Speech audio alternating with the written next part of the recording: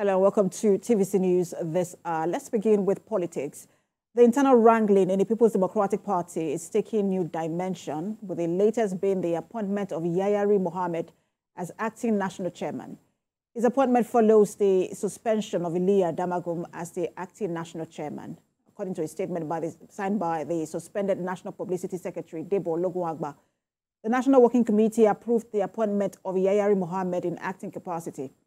The appointment is with immediate effect. The NWC called on all organs, leaders, critical stakeholders, and members of the party to remain focused, especially as the NWC begins arrangements to hold the party's National Executive Committee meeting.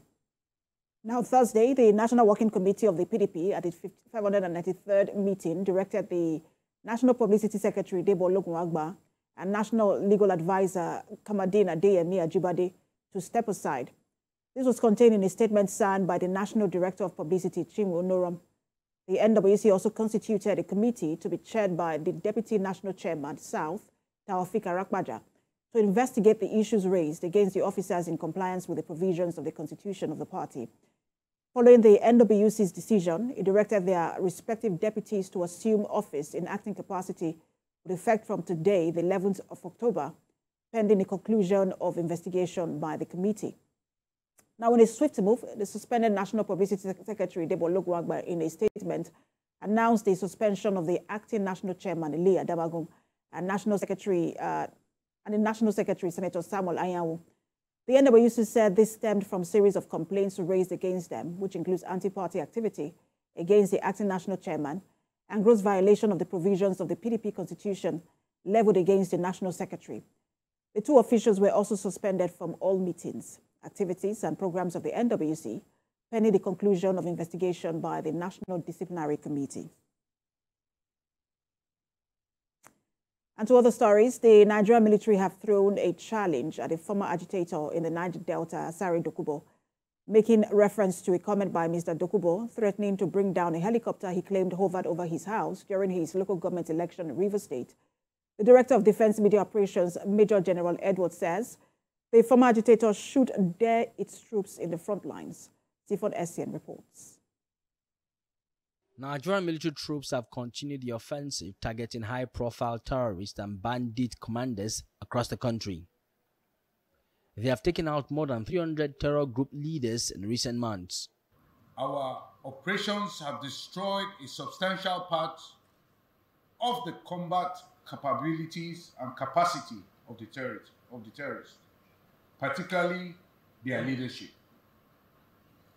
Importantly, we are increasingly making significant strides and progress through our operations across the country.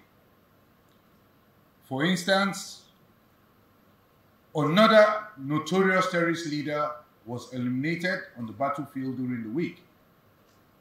He was known as May Hijabi. The military authorities acknowledge the enormity of the security challenges and efforts required. We fully understand the importance of momentum in warfare. We must sustain the momentum, and it is for this reason we take the fight to the terrorists. I have the capacity to contain them. Recent comments by former Niger Delta agitator Asari Dokubo, who threatened to bring down a military helicopter allegedly hovering over his premises during the local government election in Rivers State, also caught the attention of the military. He doesn't have that capability. He's just blabbing. But I will allow the security forces that are responsible for handling such cases to take up the matter. Ours is come on the battlefield and we take you out. You should come on the battlefield. The military insists a whole of society approach is required to tackle the security challenges in the country. Tifon Essien, TVC News, Abuja. Was staying on security in response to a fatal motor accident involving 16 police operatives who were returning to Kano State after an election duty in Edo State. The Inspector General of Police has made a compensatory payment of 10 million naira each to the families of the 5 deceased officers. 2 million naira was also given to each officer who sustained injuries and are still receiving treatment, while 500,000 naira was given to each officer who have been discharged after treatment. bringing a total payment to the sum of 60 million naira. The first public relations officer, Olumoyiwa Adejobi, said the IGP has also ordered the police insurance unit and the police account and budget department to expedite the preparation of life insurance benefits for the deceased officers, as well as the welfare scheme benefit for those affected without delay. The Inspector General of Police has deleted the compensatory payment of 10 million naira each to the families of the 5 deceased officers, 2 million naira each to those still receiving treatment, and the sum of 500,000 naira each to those who have been discharged after treatment, bringing the total payment to the sum of 60 million naira.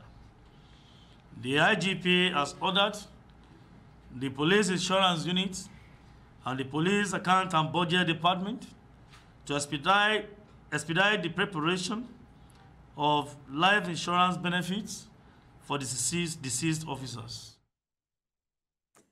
The Nigerian police says it will reposition and restore the glory of the force to enviable heights through the retooling and provision of modern infrastructure in police and detective colleges across the country.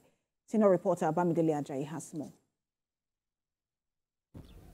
It is hard to believe that policemen, who are the first and the last charge of defense to Nigerians, are exposed to uncomfortable places of learning and habitation.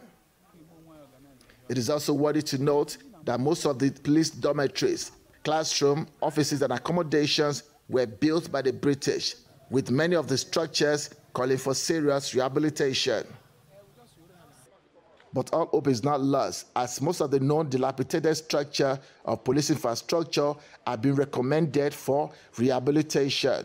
The agency that is statutorily charged with making this kind of positive intervention, which is the Police Trust Fund, to see how we can fix all the challenges within the school. The team visited the Enugu State Governor, Peter Mba, seeking partnership with the state government in infrastructure development within the state police facilities. We seek to improve the well-being of our police officers by providing them with housing and sustainable livelihoods. The two reasons you're here this morning fit perfectly into what we also hope to accomplish, getting our policemen motivated. At the Police College of Oji River, after reassuring the 621 police cadets and inspecting the state of the college infrastructure, Executive Secretary, Nigerian Police Trust Fund, affirmed the commitment of President Bola Ahmed Tinubu-led administration to improve the well-being of Nigerian police force and personnel. Based on the renewed hope agenda and the mandate that we have, we will definitely tackle the training facilities across Nigeria. By the time we're done with repositioning our training schools, we'll be able not only to train our personnel effectively, but also being able to train members of other law enforcement agencies and even police officers from other countries outside Nigeria. The two-day working visit ended with the inspection of police facility and clinic at the Enugu State Police Command, and DIG Frank Omba expressed determination of the force to ensure they continue to deliver on their constitutional mandate as the lead security agency in Nigeria. Bamidele Ajayi, TVC News, Oji River. Let's turn to the education sector. The House of Representatives has called on the federal government to implement mobile education or outreach programs to reduce the number of out-of-school girls. This is on the day the Parliament called on the federal and state government, as well as other key players, to address the plight of teachers in the country. National Assembly correspondent Joke Adisa reports. 11th October every year is set aside by the United Nations to address many issues affecting the girl child, early or child marriage, violence against girls, rape, and education deprivation as some of these challenges. Honorable colleagues, it's my pleasure to... The House hosts plans international guest rights advocate at a special session. Throughout the day, she will shadow the Right Honorable Speaker, both during today's plenary session and in meetings, as part of our effort to empower young leaders. Colleagues, 16-year-old Isabel Anani acts as the speaker for about 30 minutes. Lagos member Kafilat Ogbara tables a motion of urgent national importance. She acknowledges the inroad being made by some Nigerian girls in and outside the country, but says girls are increasingly subjected to varying acts of molestation, particularly due to drug abuse. The House is worried about this disheartening high number of out-of-school girls engaged in drug abuse as well. Current data indicates that Nigeria has an estimated 10.5 million girls that are out of school who are also users of hard drugs. The House is worried that the presence of such a vast number of uneducated youth not only jeopardizes their future, but also poses a threat to the nation's security and socioeconomic stability. And the motion was adopted. In her speech, the pro-tem speaker addresses the theme of the year's commemoration, Girls' Vision for the Future.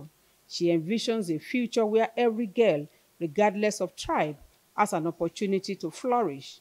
I want a future where we don't have to combat all the overwhelming experiences of childhood and adolescence alone, where girls aren't discriminated because of their bodily functions and are encouraged when they want to take the mantle in places like politics and STEM, and feel safe and feel like they are wanted. The motion also underscores the urgent need for the National Assembly to amend the Child Rights Act to provide protection for sexually abused children and provide the necessary legislative support in terms of budgetary allocation to concerned ministries. Joke Yadsa, TVC News, Abuja.